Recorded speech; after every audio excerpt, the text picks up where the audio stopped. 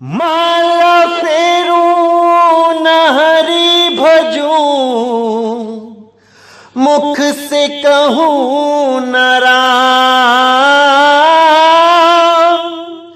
माला फेरूं न हरि भजूं, मुख से कहूं न राम। मेरा हरि मुझे भजे, मैं पाऊं विश्राम। मेरा हरि मुझे भजे, मैं पाऊं विश्राम।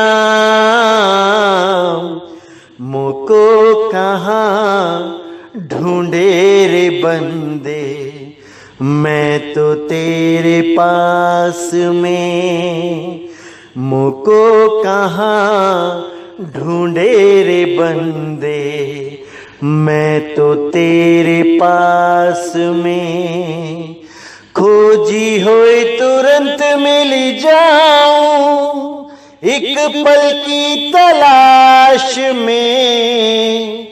खोजी होए तुरंत मिल जाऊं, एक पल की तलाश में। मुझको कहाँ ढूंढे रे बंदे, मैं तो तेरे पास में।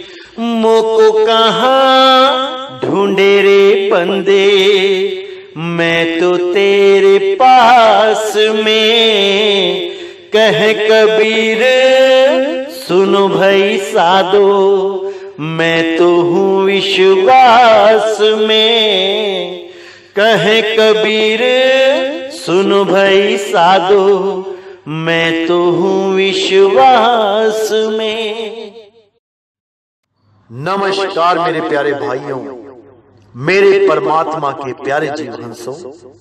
मैं परम पिता परमात्मा से यही अरदास करता हूं कि आप सब मेरे भाइयों का विवेक पहले से ज्यादा और ज्यादा और ज्यादा से ज्यादा बढ़ता ही जाए, और ऐसी कोई दुविधा ना रहे जो मेरे भाइयों को 1% भी भ्रमित कर पाए। हर चीज ऐसी क्रिस्टल क्लियर होती चली जाए कि हर चीज आपके समझ में आने लग जाए, और ऐसा कोई भी भ्रमभूत ना रहे जो मेरे भाइयों के दिमाग में 1% भी घर कर पाए। मैं बस यही अरदास करता हूं अपने बंदी छोड़ अपने मालिक अपने सतगुरु से, और हमेशा यही चाहूंगा कि आप सब इस अनमोल जीवन को सफल करके जाएं। एक भी मेरा भाई इस अनमोल जीवन को बर्बाद करके ना जाए, क्योंकि ये इंसानी चोला ऐसे ही नहीं मिल जाता मेरे भाई। मालिक की दया होती है तब जाके मिलता है, नहीं तो 184 में भटकते रहते हैं। देखो संसार में कितने जानवर, कितने पशु पक्षी, कीड़े मकोड़े भटक रहे हैं, कोई ठा नहीं मिल रहा उनको। कैसे जंगलों में देखो हिरन शेरों के आगे भाग रहे हैं। एक घूंट पानी पीने के लिए 10 बार दाएं बाएं देखता है हिरन कि कोई शेर तो नहीं आ रहा, कोई बाघ चीता तो हमला करने नहीं आ रहा। और इतना कुछ देखने के बाद भी पानी में छुपे मगरमच्छ को नहीं देख पाता। उस एक घूंट पानी के लिए उसे अपने जीवन से समझौता करना पड़ जाता है। वही मगरमच्छ उसको पकड़ के पानी में ले जाता है और उसका आहार कर लेता है। केवल एक घूंट पानी के लिए अपने जीवन का बलिदान करना पड़ जाता है। और हमारा मनुष्य चोला देखिए, कितने इत्मीनान से घर में बैठ के खाना पीना खाते हैं, कोई दिक्कत नहीं, कोई डर नहीं। दरवाजों में ताले लगा लिए आराम से सोते हैं। अरे जंगलों में ताले नहीं लगते, खड़े खड़े सोना पड़ेगा, पता नहीं कब शिकारी आ गया उसी वक्त भागना पड़ेगा। अगर बैठ के सोओगे तो उठने का भी समय नहीं दिया जाएगा शिकारियों के द्वारा, उसी वक्त गर्दन दबोच ली जाएगी। तो मेरे भाइयों, ये मौका बार बार नहीं मिलेगा। इसीलिए मैं बार बार समझा रहा हूं कि इससे पहले कि देर हो जाए, जाग जाओ मेरे भाइयों, जाग जाओ। अगर अब नहीं जागे तो कभी नहीं जाग पाओगे। परमात्मा की इतनी बड़ी दया हुई है जो इस मूल ज्ञान को सही समय पे खोल दिया गया है। अगर अभी भी नहीं समझ पाओगे तो कोई समझाने वाला नहीं समझा सकता। उसकी बात तो 184 में जाना ही पड़ेगा। तो मेरे भाइयों, पूरा विचार करना है, पूरा विवेक लगाना है, एक एक शब्द पे विवेक लगाना है, तभी ये उलझी हुई कहानी को सुलझा पाओगे, तभी इस मूल ज्ञान को समझ पाओगे। नहीं तो वही पुराना ज्ञान जो ऋषियों मुनियों ने दिया है उसी में उलझ के रह जाओगे। वो 52 अक्षरी ज्ञान है मेरे भाइयों, वो पवित्र ज्ञान है। मूल ज्ञान कुछ और है, उसको समझना पड़ेगा। क्योंकि बिना मूल ज्ञान समझे एक भी जीव मुक्त नहीं हो सकता। चाहे कितना ही जोर क्यों ना लगा ले, कितने ही गुरु क्यों ना बदल ले, बड़े से बड़ा गुरु, फेमस से फेमस गुरु, महान से महान गुरु क्यों ना कर ले, लेकिन जब तक मूल ज्ञान समझ में नहीं आया, मूल ज्ञान के द्वारा अपनी आत्मा का कल्याण नहीं किया, कुछ नहीं होने वाला, कुछ नहीं होने वाला। इसीलिए मेरे भाइयों, मैं बार बार समझाता हूं कि अभी भी समय है, जाग जाओ। एक बार ये समय निकल गया तो हाथ पल्ले कुछ नहीं रह जाएगा। तो जितने भी मेरे भाई इस सत्संग को सुन रहे हैं, उनसे अनुरोध करूंगा कि ज्यादा से ज्यादा जागृति फैलाएं, लोगों को समझाएं, क्योंकि अब तुम्हारे घट का दिया जल चुका है। अब तुम भी दूसरों को प्रकाशित कर सकते हो, उनके अज्ञान को खत्म करके ज्ञान रूपी दिया जला सकते हो उनके घटों में। अब तुमने ही यही काम करना है। एक दीप से दूसरा दीप जलेगा, दूसरे से तीसरा, तभी ये सारा संसार प्रकाशमय हो जाएगा, तभी ये सारा संसार गुरुमय हो जाएगा। ये आपने ही करना है। मैंने तो जोत जगा दी है जो जगानी थी, अब आगे का काम आप करेंगे मेरे भाइयों, आप करेंगे। तो इसीलिए मेरे भाइयों, हर चीज को अच्छी तरह समझना है, क्योंकि आगे तभी समझा पाओगे जब तुम्हारे सारे कंसेप्ट क्लियर होंगे। इसलिए एक एक चीज को गहराई से समझो, और जितने भी तुम्हारे प्रेमी दोस्त हैं, भाई हैं, बंधु हैं, उनको समझाओ, उनको बताओ। ये मूल ज्ञान उजागर करने का समय आ चुका है मेरे भाइयों। अब सब के सब इस मूल ज्ञान का खुल के प्रचार करो।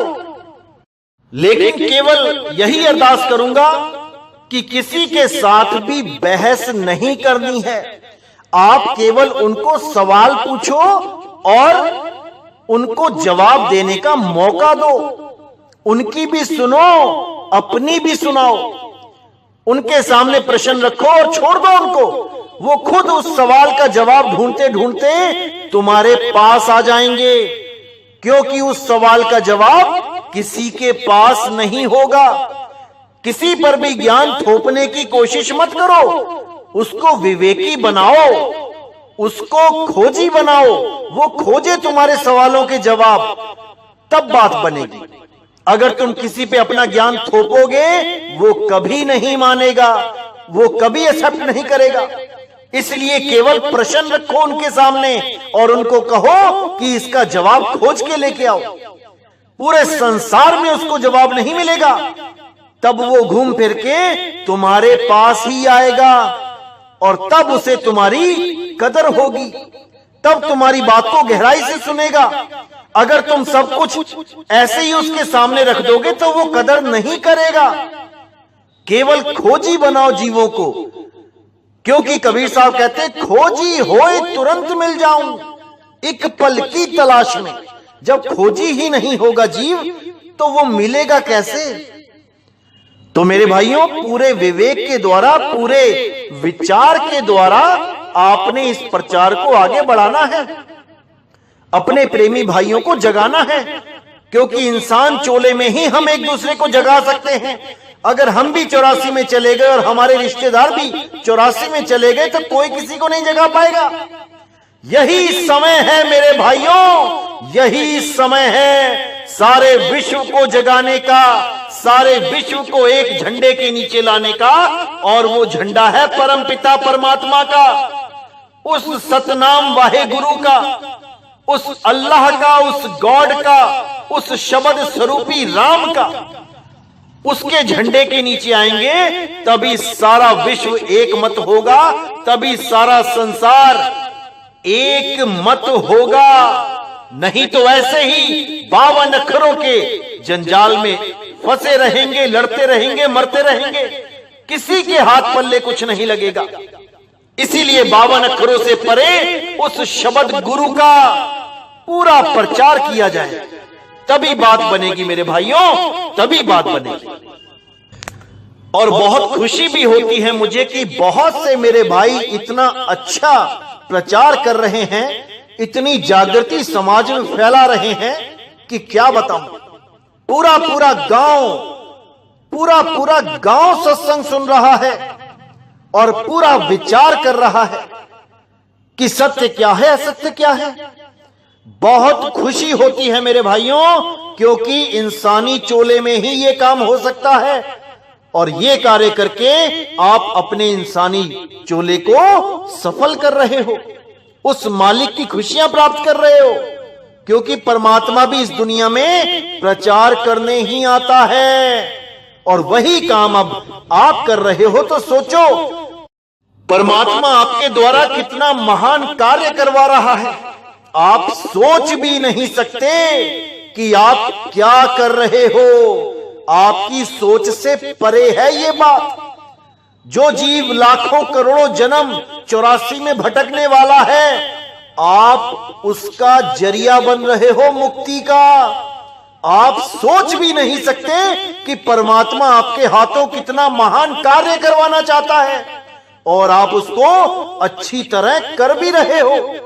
बस एक बात याद रखना मेरे भाई, अहंकार ना आए, मान बड़ाई ना आए, और कोई लालच ना आए आपके मन में, तब तो ये कार्य सफल हो जाएगा, ये जीवन सफल हो जाएगा। नहीं तो सारे किए धरे पे पानी भी फिर जाएगा। जैसे कई लोग YouTube चैनल बना के बैठ गए, हमारा ही सत्संग सुन सुन के अब नी अक्षर निज नाम की बातें करने लग गए हैं, और फिर क्या कर रहे हैं, 3, 4, 5 महीने के अंदर ही अकाउंट नंबर दे देते हैं YouTube पे कि पैसे डालो, हम आश्रम बनाना चाहते हैं। कुछ लोग तो ऐसे हैं जो कहते हैं ऑनलाइन दीक्षा लो हमसे, और 5-5 हजार रुपए अकाउंट में डालने को बोलते हैं। ऐसे बहुत से लोभी गुरु बैठे हैं मेरे भाइयों, बहुत से लोभी गुरु बैठे हैं। हमारे सत्संग सुन के बातें करेंगे, आत्मज्ञान की भरी पड़ी है। YouTube में देखो वीडियोस, आत्मज्ञान की वीडियोस भरी पड़ी हैं, लेकिन फिर क्या कहेंगे, हमें 2500 रुपए दो, हम माता का जागरण करेंगे, हम माता के मंत्र सिद्ध करेंगे, आपको लाभ हो जाएगा। अरे मेरे भाई, आत्मज्ञान जिसको हो जाता है वो परमात्मा के भाने में रहना सीख लेता है। उसे अपने सुख के लिए कोई पूजा पाठ करवाने की जरूरत नहीं रहती, और ना ही आत्मज्ञानी कभी इन बातों में पड़ता है। आत्मज्ञानी सदैव अपनी आत्मा में ही संतुष्ट रहता है और किसी भी कार्य को नहीं करता। जैसा कि गीता में अध्याय 3 का श्लोक 17वां क्या कहता है कि जो भी आत्मज्ञानी होता है, जो अपनी आत्मा में रमण करता है, जो अपनी आत्मज्ञान में संतुष्ट रहता है, उसे किसी भी धार्मिक कर्तव्य को करने की आवश्यकता नहीं रहती। कोई पूजा पाठ नहीं, कोई मंत्र उच्चारण नहीं, कोई ज्योति पाठ नहीं, कोई तीर्थ नहीं, कोई व्रत नहीं, सब कुछ आत्मज्ञान में ही आ जाता है। उसे अलग से किसी की पूजा पाठ करने की जरूरत नहीं रहती। लेकिन ये जितने भी लोभी गुरु बैठे हैं, ये केवल और केवल आप लोगों को ठगने के लिए बैठे हैं। 5000 रुपए दो तो ये नामदान लेते हैं ऑनलाइन, आत्मज्ञान के नाम पे वीडियो बना के फिर माता की पूजा कराते हैं। 2500 रुपए में मंत्र सिद्ध करके कहते हैं तुम्हें सुख शांति मिल जाएगा। अरे क्यों लूटते हो दुनिया को, क्यों बर्बाद कर रहे हो। कबीर साहब कहते हैं पेट कारणे करे गुरु आई और पीढ़ी सहित नरक में जाई। क्यों तुम खुद को भी और अपने माँ बाप को, अपने बच्चों को भी नरकों में ले जाने का काम कर रहे हो। एक एक पैसे का हिसाब देना पड़ता है मेरे भाई, ये ऐसे नहीं पचता। साहिब कहते हैं कि जो भी साधु कुछ भी प्राप्त करता है उसको वापस समाज में ही लौटा देना चाहिए। वो केवल परमार्थ में यूज होना चाहिए, ना कि अपने घर बार में। साहिब कहते हैं मर जाऊं मांगू नहीं, अपने तन के काज परमार्थ के काज में मोहे ना आवे लाज। संगत का पैसा संगत में ही लगना चाहिए, सेवा में ही लगना चाहिए। जो भी संगत का पैसा अपने घर बार में लगाता है, अपने बच्चों में लगाता है, अपने कोई भी स्वार्थ में लगाता है, उसका हिसाब उसे देना पड़ेगा। चाहे अगले जन्म में बैल बन के देना पड़े, लेकिन देना पड़ेगा, वो बच नहीं सकता। तो मेरे भाइयों, आज जो हम वाणी लेंगे ये महाराष्ट्र के संत हुए हैं ज्ञानेश्वर जी और उनकी बहन मुक्ताबाई। ये उनकी दिव्य ज्ञान चर्चा है और इसमें वो राज छुपे हैं जिनको आज मैं उजागर करना चाहता हूं, जिसको समझ के आप भी ये समझ जाएंगे कि कितना इंपॉर्टेंट है ये 2020 पूरे विश्व के लिए, पूरे समाज के लिए, क्योंकि अभी ही वो मूल ज्ञान प्रकट करने का समय हुआ है। चारों युगों में एक बार वो समय आता है जब मूल ज्ञान का डंका पूरे विश्व में बजता है, और वो समय अब आ चुका है मेरे भाइयों, आ चुका है। अगर अब भी कोई मेरा भाई नहीं जाग पाता तो मुझे दुख के साथ कहना पड़ता है कि उसको वापस इन्हीं 84 में आना पड़ेगा, बार बार जन्म मरण के चक्कर में फंसना ही पड़ेगा। और उसके बाद जब युग पलटेंगे तब जाके दोबारा कभी उसका विवेक जागेगा, तब वो उस मालिक को याद कर पाएगा, उसको प्राप्त कर पाएगा। नहीं तो ऐसे ही जन्मों जन्म भटकता जाएगा, चारों युगों में बार बार भटकता जाएगा। तो आज देखिए वाणी में कितना गुप्त भेद बताया है संत ज्ञानेश्वर जी ने, इसको समझना है। मराठी भाषा में ये वाणी है, थोड़ी सी दिक्कत आएगी समझने में, लेकिन भाव को आपने पकड़ लेना है, भाव को समझ जाना है। तो क्या कहती है वाणी? हेची गुह ज्ञान नाम देव लाधले, कबीरा ने कथिले 4 युगी, तेज गोह गोष्ठी सांगी तली तुझ, विश्व साचे बीज विटेवरी। यानी ये जो मैं तुम्हें गुप्त ज्ञान दे रहा हूं मुक्ताबाई, ये ज्ञान नामदेव जी को परमात्मा ने दिया था, कबीर साहिब ने दिया था, और ये ज्ञान कबीर साहिब ने चारों युगों में दिया है। अब आपने विचार करना है मेरे भाइयों। बहुत से लोग ये मानते हैं कि केवल कबीर पंथियों ने ही ये पाखंड फैला रखा है कि कबीर साहब चारों युगों में आते हैं, ज्ञान देते हैं। बहुत से लोग ये मानते हैं कि कबीर साहब एक आम भगत हैं जो कलयुग में आए और कलयुग में चले गए 600 साल पहले। उससे पहले ना तो वो कभी आए और ना ही उसके बाद वो कभी आएंगे, ना ही कभी आए। अब ये लोग क्या सोचते हैं कि कबीर साहब एक आम भगत हैं, ये चारों युगों में नहीं आते। ये सब फालतू की बातें कबीर पंथियों के द्वारा बनाई गई हैं। अब आपने यहां विचार करना है कि स्वयं ज्ञानेश्वर जी महाराज ये बात कह रहे हैं कि कबीर साहब ने ये ज्ञान चारों युगों में दिया है।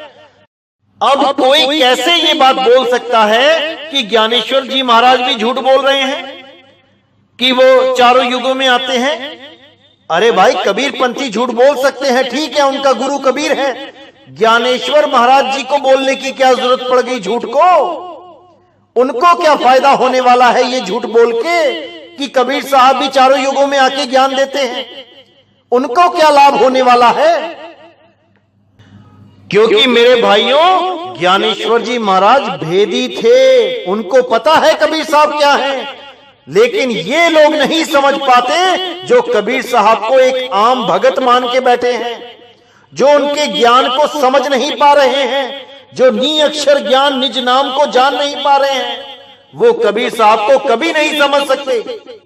तो यहां पर ज्ञानेश्वर जी महाराज ने मुक्ताबाई को ज्ञान देते हुए बिल्कुल गुह ज्ञानम यानी गुप्त ज्ञान दिया और बिल्कुल मना किया कि ये ज्ञान आगे किसी को मत बताना, ये बहुत ही गुप्त ज्ञान है और ये सही समय आने पर खोला जाएगा। क्योंकि कबीर साहब ने सभी संतों को मना किया था कि ये गुप्त ज्ञान अभी नहीं खोलना है, ये गुप्त ज्ञान तब खोला जाएगा जब 12वें पंथ का नाश हो जाएगा। अरे धर्मदास तुझे लाख दुहाई, मूल ज्ञान बाहर ना जाई, मूल ज्ञान बाहर जो परही, बिचली पीढ़ी हंस न तरही, मूल ज्ञान तब लग छुपाई, जब लग द्वादश पंथ ना मिट जाई। उसी द्वादश पंथ के खत्म होने का इंतजार सभी संतों ने किया और अपने अपने शिष्यों को भी मना कर दिया कि ये मूल ज्ञान बाहर नहीं जाना चाहिए। हाँ, अगर कोई ऐसा विवेकी जीव दिखाई देता है जो इसको प्राप्त करने के लायक है, काबिल है, उसको भले दे दो, लेकिन पूरा खुलासा नहीं करना है। केवल पवित्र ज्ञान भाखो, मूल ज्ञान गुप्त कर राखो। अरे पवित्र ज्ञान तुम जग में भाखो, मूल ज्ञान गुप्त कर राखो। तो अब उस मूल ज्ञान के खुलने का समय आ चुका है मेरे भाइयों, आ चुका है। तो आइए देखते हैं आगे क्या बोला है। योगी पुत्र जान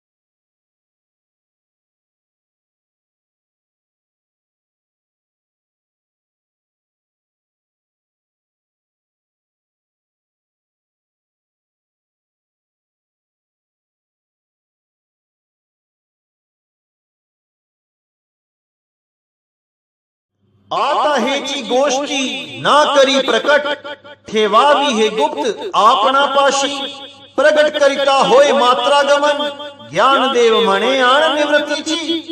यानी ये गोष्टी जो मैं तुम्हें बता रहा हूं, इस ज्ञान को प्रकट मत करना।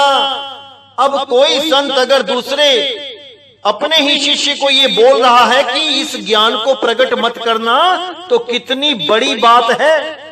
अरे संत तो ज्ञान देने आते हैं, ज्ञान बताने आते हैं, फिर छुपाने की बात क्यों की जा रही है? क्योंकि मेरे भाइयों, इस मूल ज्ञान को प्रकट करने का वो समय नहीं था, वो समय छुपाने का ही था। प्रकट तो अब किया जाएगा, पूरे विश्व में किया जाएगा। तो कहते हैं कि इस गोष्ठी को प्रकट मत करना, प्रकट करने पे होए मात्रा गमन। मात्रा गमन मराठी में बहुत बड़ा पाप है। मात्र के साथ गमन करना इतना ज्यादा, इतना कठोर रूप में मना किया गया कि ये ज्ञान आगे मत खोलना। बहुत ज्यादा सख्ताई से ये बात बोली गई कि बिल्कुल प्रकट मत करना। क्यों प्रकट नहीं करना? उसके पीछे यही राज है कि सही समय आने पर ही ये ज्ञान खोला जाएगा और सारे विश्व को मुक्ति का रास्ता बताया जाएगा। तो मेरे भाइयों, आपने पूरा विवेक लगाना है, पूरा विचार करना है, हर बात को समझना है। ये सब इसलिए किया गया है ताकि आप सबको एक सही राह मिल सके, एक सही मार्गदर्शन हो सके। अगर ये ज्ञान पहले खोल दिया जाता तो सारे ही इस ज्ञान को अपने अपने ग्रंथों में लिख के बैठे होते और ज्ञान लिखा ही होता, दिया कुछ और जा रहा होता, तो समझने वाले लोग समझ ही नहीं पाते कि दोनों में फर्क क्या है। इसलिए इस ज्ञान को पूरा गुप्त किया गया, थ्योरी पार्ट में भी और प्रैक्टिकल पार्ट में भी। लेकिन अब समय आ गया है कि घर घर तक ये ज्ञान पहुंचेगा। अरे घर घर होगा बोध विचारा, वो समय आ गया है मेरे भाइयों, समय आ गया है। अब कई लोग ये मानते हैं कि ज्ञानेश्वर जी तो केवल मूर्ति पूजा करवाते थे लोगों को, पांडुरंग जी की मूर्ति, उसी की पूजा करने का उपदेश देते थे। ऐसा बिल्कुल नहीं है मेरे भाइयों, ये गुप्त भेद होते हैं, गुप्त कोड लगे होते हैं।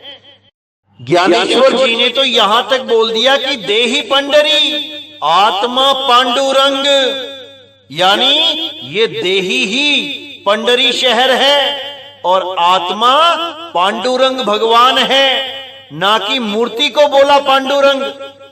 उन्होंने भी आत्म ज्ञान की ही बात करी है, लेकिन गुप्त तरीके से, क्योंकि आत्म ज्ञान जल्दी समझ में नहीं आता, पहले बच्चे को ABCD करानी ही पड़ती है। इसलिए उस मूर्ति का सहारा लेके उस आत्म ज्ञान तक पहुंचाने की बात करी कि पहले शुरुआत तो करें। जैसे ही शुरुआत करेंगे आगे से आगे ज्ञान होता जाएगा, आगे से आगे गुप्त वाणियों को जीव पढ़ता जाएगा, समझता जाएगा और धीरे धीरे मूर्ति पूजा से हटके उस आत्मा पांडुरंग तक पहुंच ही जाएगा। उस आत्मा तक पहुंचेगा जिसका उपदेश कृष्ण जी ने अपने परम शिष्य अर्जुन जी को दिया कि हे अर्जुन, किसी भी देवी देवता की शरण में जाने की जरूरत नहीं है, केवल अपनी आत्मा को जान लो, इसी आत्मा में परमात्मा का वास है।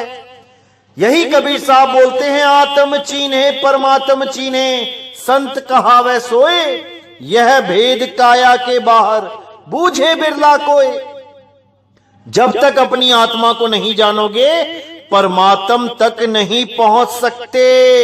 आत्म ज्ञान को प्राप्त करना ही पड़ेगा, करना ही पड़ेगा। यही बात मदन साहिब भी बोल के गए, सोई गुरु पूरा कहावे, जो 2 अक्षर का भेद बतावे, एक छुड़ावे एक लखावे, तब प्राणी निज घर को जावे। ऐसा गुरु मिल जाए जो 52 अक्षरों को, यानी आ ई ई उ ऊ का खा गा घा पा फा भा ABC ऊड़ा एड़ा इड़ी अलिफ बे ते पे, इन सब से छुड़वा दे और उस अविनाशी अक्षर आत्मा का लखाव करा दे, जो निर्विकार है, जो अजन्मा है, जिसका कभी किसी काल में ना तो जन्म होता है ना ही कभी उसकी मृत्यु होती है। उसी आत्म देव में परमात्मा का वास है। आत्म में राम, राम में आत्म। समझ जाओ मेरे भाइयों, इसको समझ जाओ।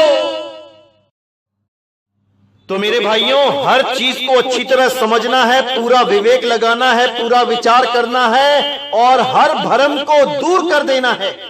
यही हमारे इंसानी जन्म का लक्ष्य है और यही नितिन दास का लक्ष्य है।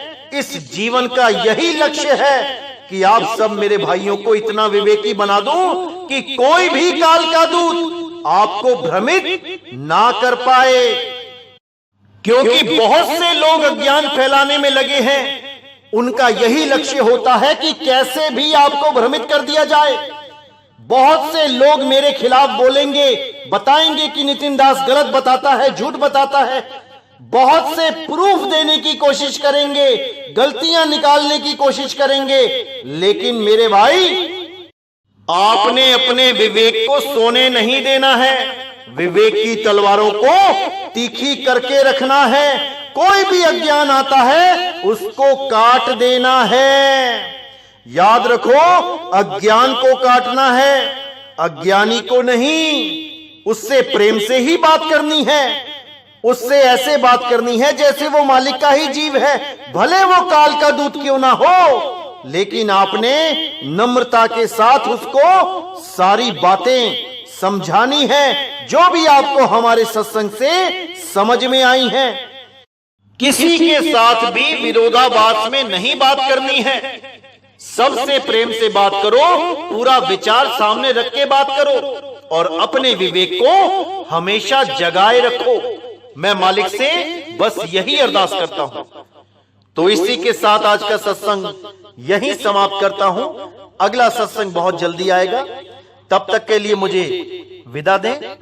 बोलिए सतगुरु बंदी छोड़ सतगुरु सत्य कबीर साहिब की सदा ही जय हो, सदा ही जय हो मेरे मालिक की साहिब बंदगी सतना।